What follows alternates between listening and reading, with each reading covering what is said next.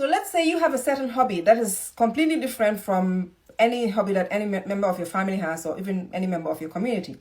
Does that mean that your hobby is not valid? No. It just means that you have different interests. Your hobby is valid just like their hobby is valid too. We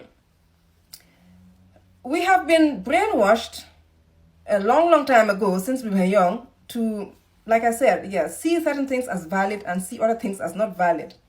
And this happened through school, through society, impressing upon us that you have to do this thing, but you cannot do that thing, And this is where this, wrong or right thing comes in from. And this is valid and this is not valid. And when you do that to yourself, you make yourself wrong. You make yourself wrong for being who you are. And you don't want to do that. You don't want to make yourself wrong. That's the whole point. Yes, we live in this 3D world, and we have to face consequences of the way we live, because we live in the 3D world. But it's not about that. It's about you not making yourself wrong. Because when you make yourself wrong, you're going to feel guilty. And when you feel guilty, you are going to punish yourself.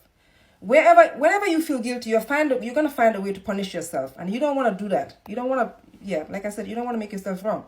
So one good method of validating yourself is looking at yourself in the mirror, using Louise Hay's mirror work method, and look at yourself in the mirror and say to yourself, I approve of myself. I approve of myself. I approve of myself.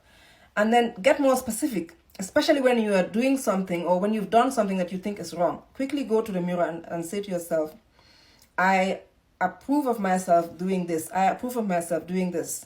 If it's a hobby that you feel like you shouldn't be doing, validate your own self. Do not outsource it to other people. Do not outsource it to your wife or your husband, your teacher, because they cannot give it to you. You have to validate yourself, because no one understands you as much as you understand yourself.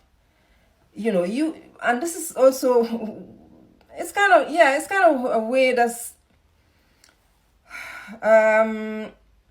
it's sometimes difficult to understand yourself, because most people are not really that self-aware.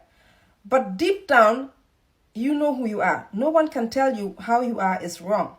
Because they are only looking at you from their own perspective. And they have to defend themselves. So you also defend yourself. You are right the way you are, and they are right the way they are.